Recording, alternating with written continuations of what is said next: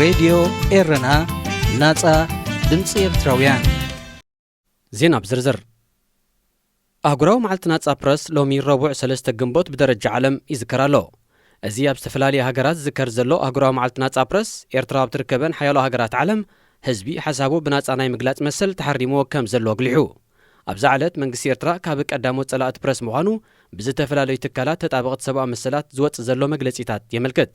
ኣብዚ ናይ ሎሚ ዓመት ኣህጉራዊ መዓልቲ ናጻ ፕረስ እውን ቀዳሞት ጸላእቲ ናጻ ፕረስ ተባሂሎም ብሕማቕ ኣብነት ካብ ዝተጠቕሱ መራሕቲ ከም ናይ ቀድሚኡ ዓመታት ፕረዚደንት ኢሳያስ ኣፈወርቂ ጉኑን ስም ሒዙ ቀሪቡሎ። ኣብ ኤርትራ ካብ 2001 ናትሒዞም በብእዋኑ ኣብ ቀይዲ ዝኣተው ልዕሊ 20 ዝኾኑ ጋዜጠኛታት ናይ ብሕቲ ጋዜጣታትን ኣዳለውትን ከምኡ ድማ ጋዜጠኛታት ሚኒስትሪ ዜናን ህልዋቶም ኣይፍለጥን። ኣብዚ እዋን እዚ ዝኾነ ናይ ብሕቲ ጋዜጣ ይኹን ካልእ ማዕከን ዜና ኣብ ዘይብላ ኤርትራ ኣብ ርእሲኡ ድማ ንሓያሎ ዓመታት ንዝተቐየዱ ጋዜጠኛታት ናብ ፍርዲ ከተቕርብ ብዘይምኻላ ነዚ ዝሓለፈ 22 ዓመታት ብናጽነት ፕረስ ኣብ ድሕሪት ምዝስራዕ ሃገራት እያ ትርከብ። ጋዜጠኛታት ብዘይዶብ ብዘስፈሮ ጸብጻብ ንኤርትራ ብደረጃ ናጽነት ፕረስ ካብ 180 ሃገራት ኣብ መወዳእታ ይሰሪዕዋ። ኖርዌይ፣ ዴንማርክ፣ ሽወደን፣ ኤስቶንያን፣ ፊንላንድን ብናጽነት ፕረስ ኣብ ዝለዓለ ደረጃ ክርከባ እንከለዋ ሰሜን ኮርያ፣ ኤርትራ፣ ኢራን፣ ቱርክሜኒስታንን ሚያንማርን ከዓ ናጽነት ፕረስ ዘይፈቐዳ ሃገራት ተባሂለን ኣብ ድሕሪት ካብ ዘሎ ሃገራት እየን። ሕቡራት ሃገራት ኣብ ሱዳን ተኸሲቱ ምስ ዘሎ ኩነታት ብዝተተሓሓዘ ወኪላቱ ኤርትራ ናብ ትርከበን ሃገራት ዞባ ቀርኒ ኣፍሪቃ ኣብ ምልኣኽ ይርከብ። እቶም ልኡኻት ኣብ ተኽእሎ ፖለቲካዊ ዘተ ከጋጠም ዝኽእል ከቢድ ሰብኣዊ ቅልውላውን ኣብ ጎረባብቲ ሃገራት ክህልዎ ዝኽእል ጽልዋን ብዝምልከት ይመያየጡ ኣለዉ።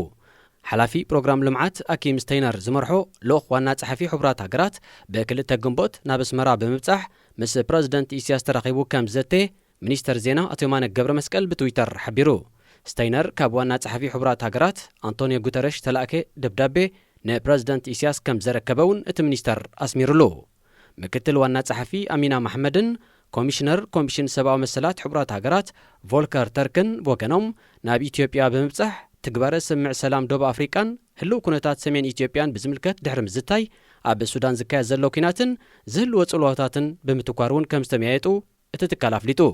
ሓላፊ ሰብኣዊ ጉዳያት ሕቡራት ሃገራት ማርቲን ግሪፍትስ ብሸነኹ ናብ ናይሮቢ ብምብራሕ ምስ ፕረዚደንት ዊልያም ሩቶ ተራኺቡ ኣብ ህልው ሰብኣዊ ኩነታት ሱዳንን ኢጋድ ይኹን ጎረባብቲ ሃገራት ተጻረርቲ ሓይልታት ናብ ፖለቲካዊ ዘተ ንምቕራቦም ክህልወን ዝኽእል ኣበርክቶን ዘትዩ።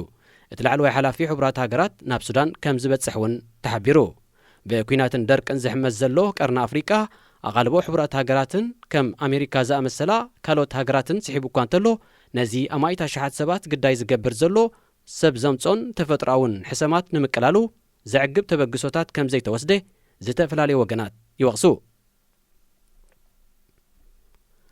ኣብ ኢትዮጵያ ክስልጥኑ ዝጸንሑ ወተሃደራት ሶማል ታዕሊሞም ከም ዝዛዘሙ ተገሊጹ። መንግስቲ ሶማል መንገዲ ኣገልግሎት ዜንኡ ኣብ ዘቕረቦ ጸብጻብ እቶም ወተሃደራት ብ29 ሚያዝያ ታዕሊም ከም ዝወዱ ኣፍሊጡ እንተኾነ ብዝሕ ናይቶም ተዓላሞ ኣይተቐሰን። ካብ መጀመርያ ወርሒ መጋቢታት ሒዙ እውን ተወሳኽቲ ኣስታት 3,000 ሶማላውያን ኣብ ኤርትራ ወተሃደራዊ ስልጠና ይወስዱ ከም ዘለው መርበብ ሓበሬታ ጋረወ ኣረጋጊጹ። ካብ 2019 ናትሒዞም ኣብ ኤርትራ ዝተዓለሙ ሶማላውያን ናብ ዓዶም ከይተመልሱ ነስታት 3 ዓመታት ተዓጊቶም ድሕሪ ምጽናሕ ኣብ መወዳእታ 2022 ከም ዝተፋነው ይዝከር።